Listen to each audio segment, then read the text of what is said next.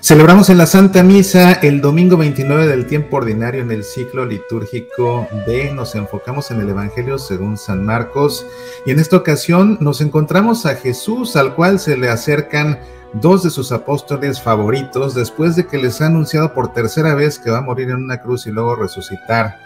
Y le hacen una petición muy osada, para la cual Jesús los interpela y después les hace un anuncio que seguramente no esperaban. Esto genera también una disputa entre los otros 10 apóstoles, a la cual Jesús pone solución, dándonos una de las enseñanzas más importantes del cristianismo. Acompáñame en esta emisión de Pasión por el Evangelio. Hagamos juntos el análisis bíblico de este Evangelio que leemos en la misa y veamos qué fue lo que pasó y qué fue lo que Jesús nos enseñó.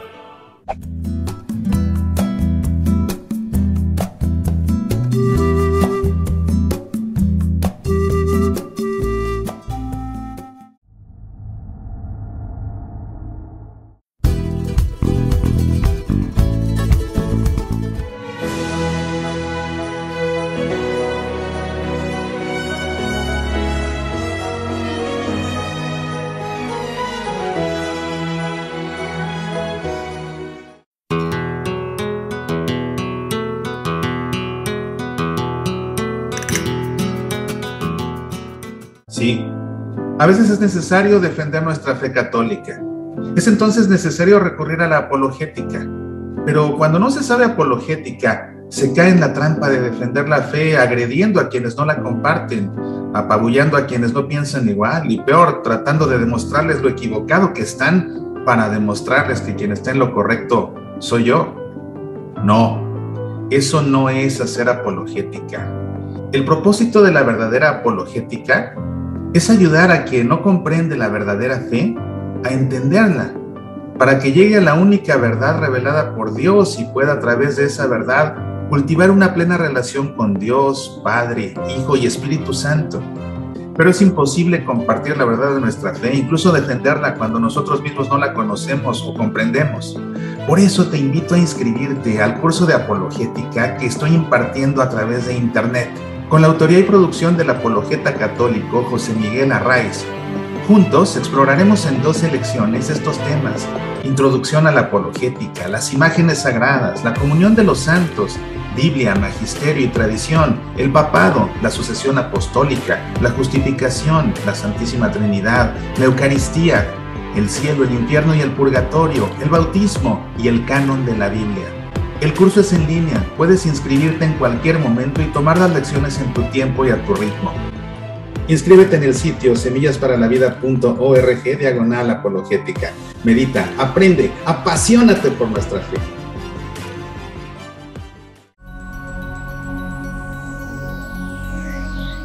¿Cómo estás? Te saluda tu amigo Mauricio Pérez y para mí es un gusto enorme que me acompañes en esta emisión de Pasión por el Evangelio. Vamos como siempre a dar lectura al texto como lo leemos en la Santa Misa, para después proceder a hacer su análisis bíblico y terminar como siempre con un momento de oración. Te invito a que antes de hacer la lectura del Evangelio nos pongamos en presencia del Padre y del Hijo y del Espíritu Santo. Amén. Esto dice el Evangelio. En aquel tiempo se acercaron a Jesús los hijos de Zebedeo, Santiago y Juan, y le dijeron: Maestro, queremos que hagas lo que te vamos a pedir. Les preguntó: ¿qué quieren que haga por ustedes? Contestaron: concédenos sentarnos en tu gloria, uno a tu derecha y otro a tu izquierda. Jesús replicó: no saben lo que piden. ¿Son capaces de beber el cáliz que yo he de beber? ¿O de bautizarse con el bautismo con el que yo me voy a bautizar? Contestaron: lo somos. Jesús les dijo: el cáliz que yo voy a beber, lo beberán, y se bautizarán con el mismo bautismo con el que yo me voy a bautizar.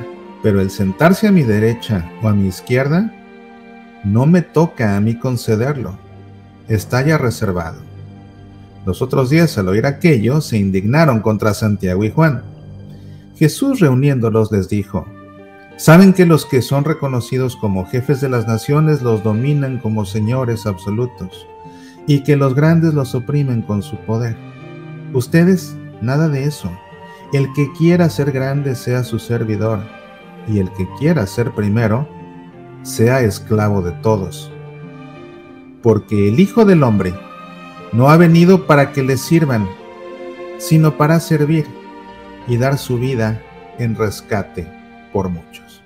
Este es el texto del Evangelio en este domingo 29 del tiempo ordinario, ciclo litúrgico B, que nos ocupamos principalmente del Evangelio según San Marcos. En esta ocasión, en la misa, leemos dos perícopas. La primera es la de la petición de los hijos de Zebedeo y la segunda, los jefes deben servir. La regla de oro de la interpretación bíblica consiste en ubicar un texto en su contexto. Así, el contexto amplio de estas dos perícopas es la gran sección de la segunda parte del Evangelio según San Marcos, en que Marcos engloba las principales enseñanzas que Jesús dio a los 12 apóstoles. Siendo más específicos, su contexto inmediato, es decir, lo que sucede antes y lo que sucede después, nos encontramos el tercer anuncio de la pasión y la resurrección, y posteriormente la perícopa de la curación del ciego de Jericó. Te darás cuenta que en las lecturas dominicales de la misa no leemos este tercer anuncio de la pasión y resurrección porque ya hemos leído otro.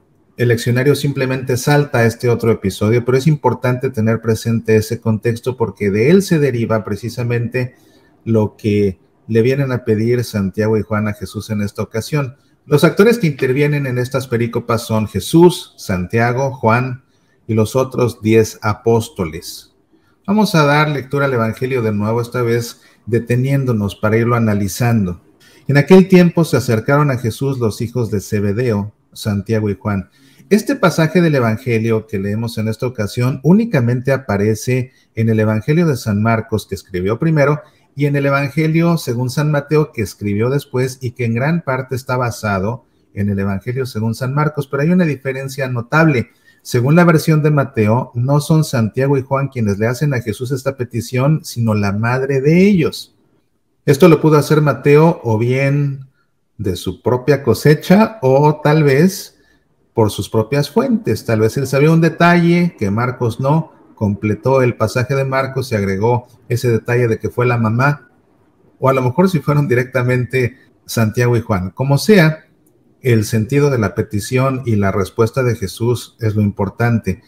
Santiago y Juan, los hijos de Zebedeo, eran dos hermanos que también eran conocidos, eran apodados como los hijos del trueno, y junto con Pedro eran los más allegados a Jesús. Es con ellos tres con los que Jesús se transfiguró, por ejemplo, en la cumbre de un monte. Es a ellos tres a los que lleva consigo aparte cuando está orando en el huerto la noche en que es arrestado. Y precisamente de esta gran confianza y amistad que se tienen entre ellos es que estos dos se atreven a pedirle lo que nadie más. Le dicen: Maestro, queremos que hagas lo que te vamos a pedir. Así de plano se la plantean, ¿eh? Y Jesús les pregunta: ¿qué quieren que haga por ustedes? Y ellos le contestan: concédenos sentarnos en tu gloria, uno a tu derecha y otro a tu izquierda. Esta petición procede precisamente de ese tercer anuncio de la muerte y resurrección de Jesús. Ya se los había anunciado 2 veces y siempre una noticia de estas es algo que los sacude.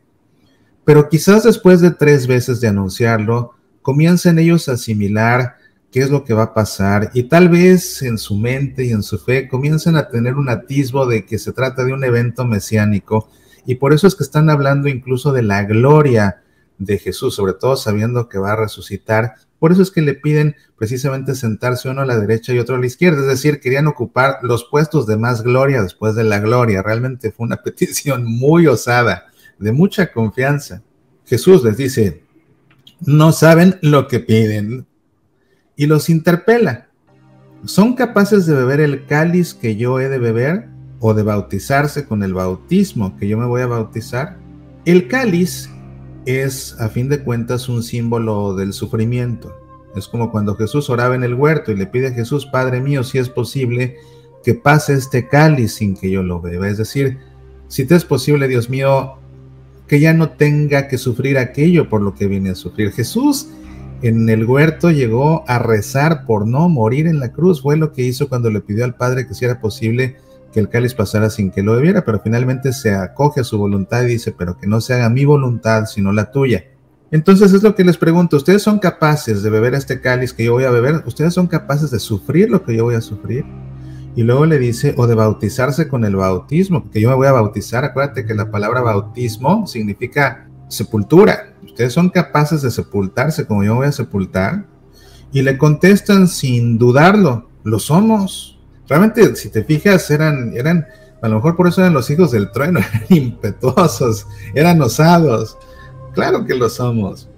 Y Jesús entonces se los confirma, pero seguramente no se esperaban que se los confirmara de esta manera, porque realmente son palabras fuertes las de Jesús. Jesús les dijo, el cáliz que yo voy a beber, lo beberán. Es decir, van a sufrir lo que yo voy a sufrir. Y claro, simplemente con la pura agonía de Jesús, ellos también van a sufrir. Pero lo peor para ellos, en cierta forma, es que les dice, y se bautizarán con el bautismo que yo me voy a bautizar. Jesús va a morir en una cruz, Jesús va a morir como mártir, y ellos dos, eventualmente también. Pero el sentarse a mi derecha o a mi izquierda no me toca a mí concederlo, está ya reservado.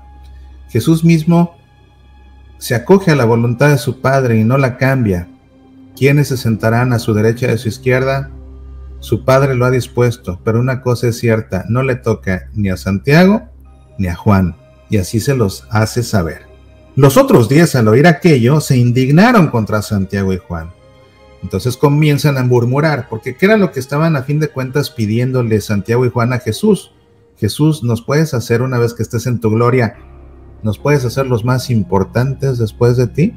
Y esta era una disputa común entre ellos. Recuerda que llega a su culmen en la última cena, precisamente, después de que Jesús anuncia que uno lo va a traicionar. En el Evangelio según San Lucas vemos cómo después de que empiezan a cuestionar ¿acaso soy yo?, comienzan a pelearse por quién es el más importante de ellos, tal como sucede aquí.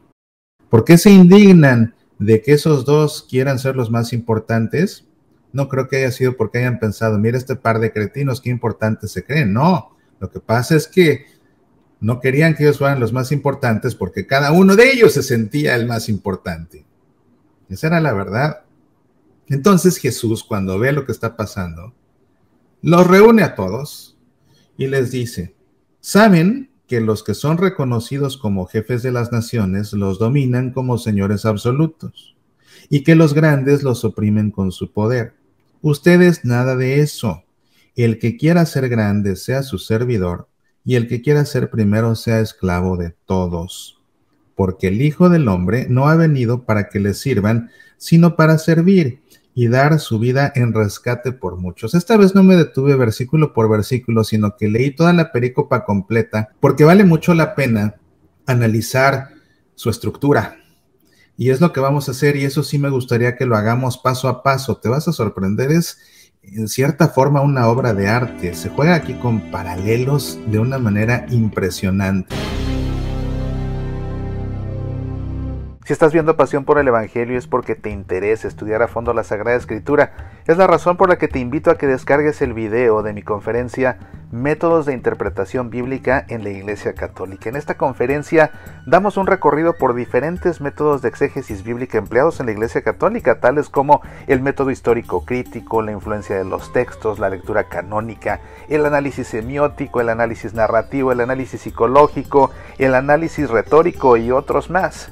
Esta conferencia resulta imprescindible para seminaristas, sacerdotes, lectores de la Santa Misa, coordinadores de círculos bíblicos, catequistas y todo católico interesado en el estudio de la Sagrada Escritura. Descarga el video en semillasparalavida.org. Medita, aprende, apasionate por nuestra fe. Y toda la perícopa completa, porque vale mucho la pena analizar su estructura.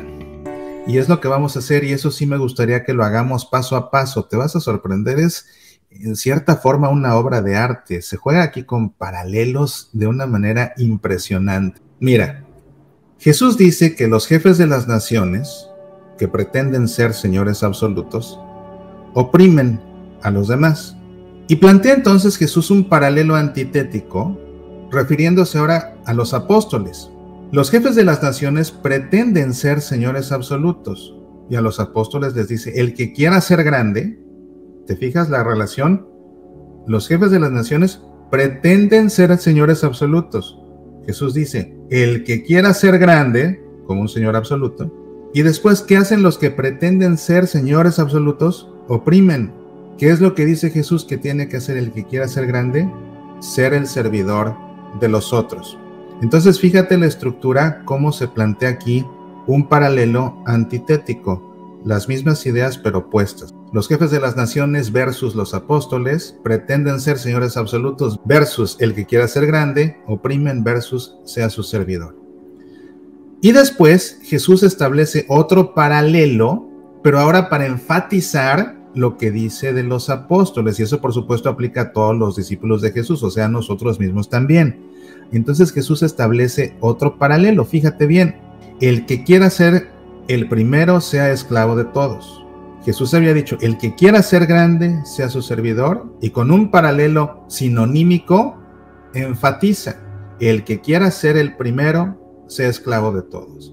El que quiera ser grande versus el que quiera ser el primero, sea su servidor versus sea esclavo de todos. Con eso lo enfatiza y lo lleva a lo más radical, porque de ser servidor a ser esclavo hay mucha diferencia, aunque sea lo mismo.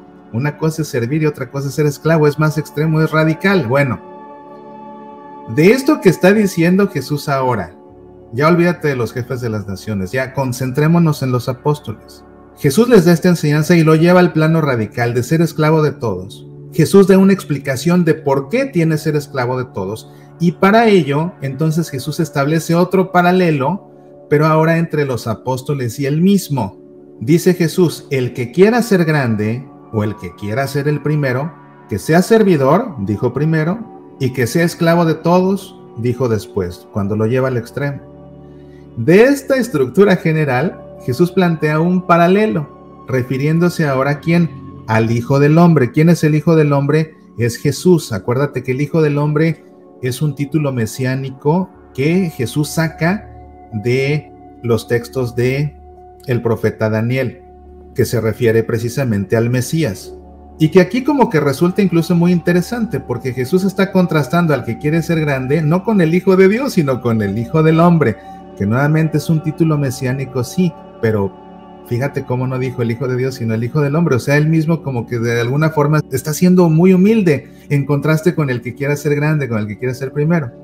Dice, el Hijo del Hombre ha venido para servir. ¿Qué había dicho del que quiera ser grande y del que quiera ser el primero? Que sea el servidor.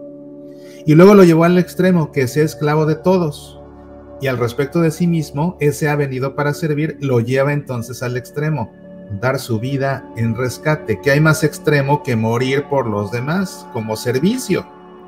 ¿Ves? Entonces, aquí está la estructura paralela, el que quiera ser grande, el que quiera ser el primero versus el Hijo del Hombre.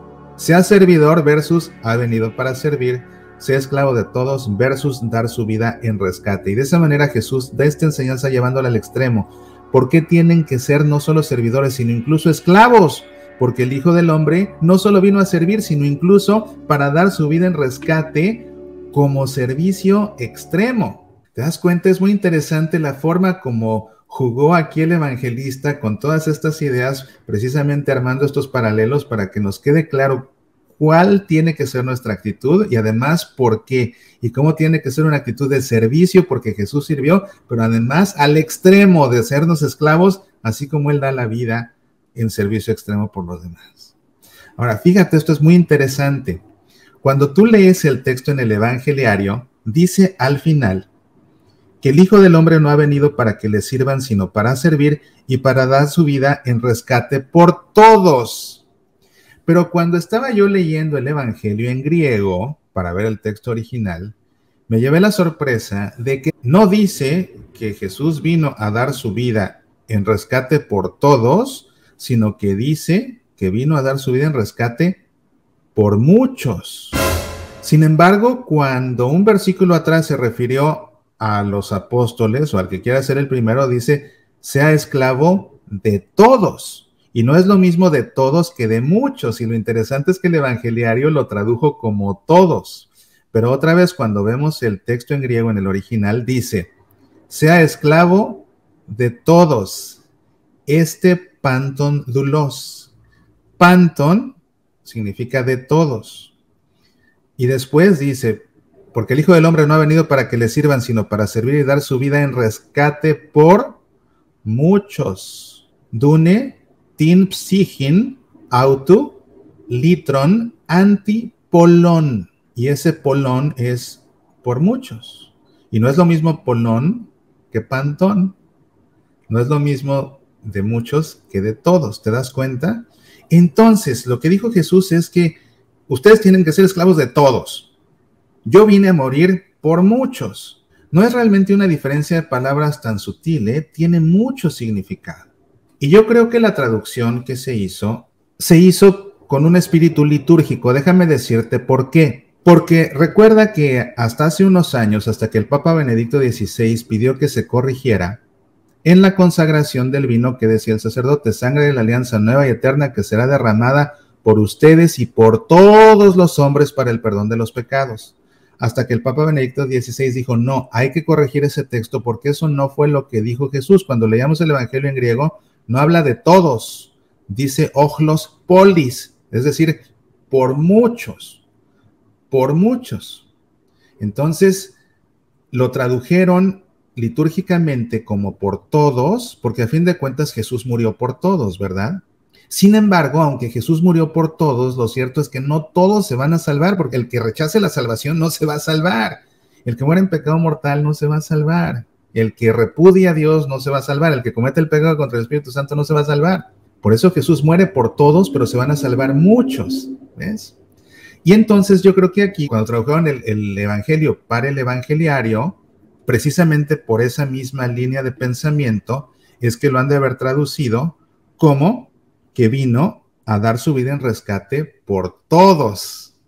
Pero lo cierto es que, pues sí, Jesús murió otra vez, murió por todos, pero pues el rescate será no por todos, sino por muchos, por los que lo acepten, no por los que lo rechacen, no por los que repudien a Dios, no por los que pequen contra el Espíritu Santo. ¿Te das cuenta? Entonces me parece siempre muy interesante por eso remitirnos a los textos del Evangelio en griego, porque nos podemos dar cuenta de estas diferencias y pues siempre son muy ilustrativas y nos ayudan a comprender mejor qué fue realmente lo que dijo Jesús. Pues bien, que este es el análisis de este texto, es realmente un texto muy sencillo y la enseñanza es clarísima. ¿Te crees muy importante? ¿Quieres ser el primero? Está bien, nada más que sabe que aquí el primero es el que sirve a los demás, incluso el que es el esclavo de otros. ¿Por qué? Porque yo mismo, el Hijo del Hombre, vine a servir a todos, incluso hasta el punto de ofrecer mi vida en rescate por los demás.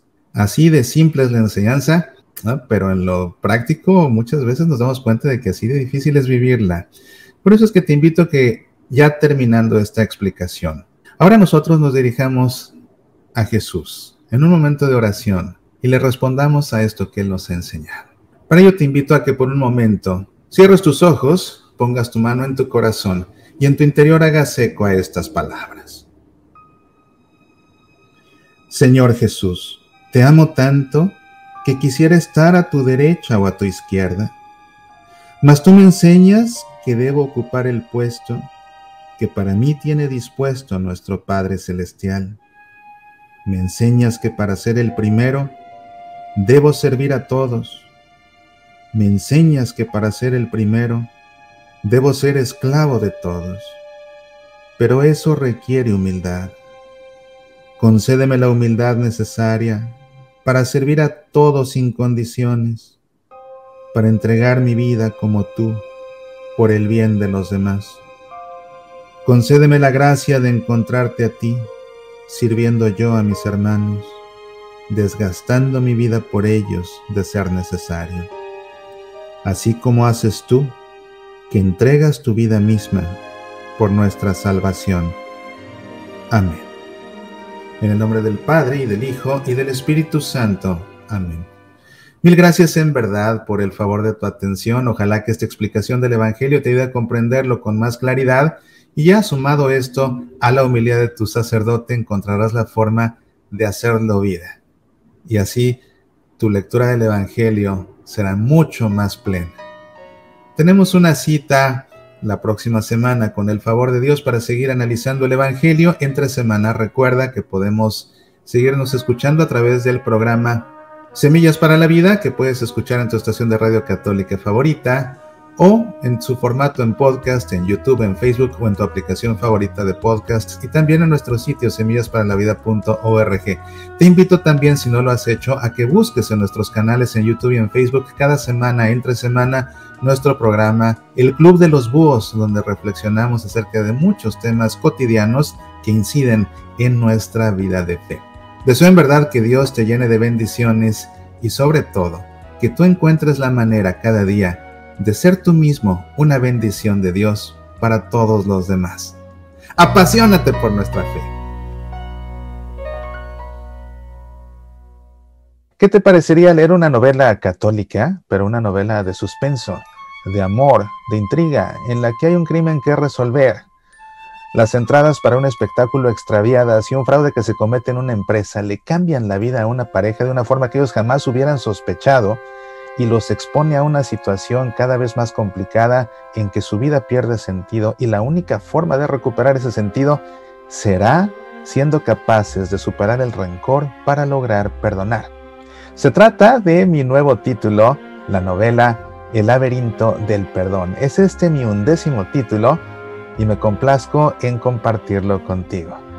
El laberinto del perdón es una historia fascinante cuyas páginas te atraparán en una historia que además se entremezcla con explicaciones que te ayudarán a comprender el rencor, el resentimiento, cómo superarlos y cómo lograr perdonar a quienes te han herido. El laberinto del perdón está disponible en edición impresa y también digital para Kindle a través de Amazon.com o de nuestro sitio semillasparalavida.org. El laberinto del perdón en verdad es una lectura que no te has de perder. Apasionate por nuestra fe.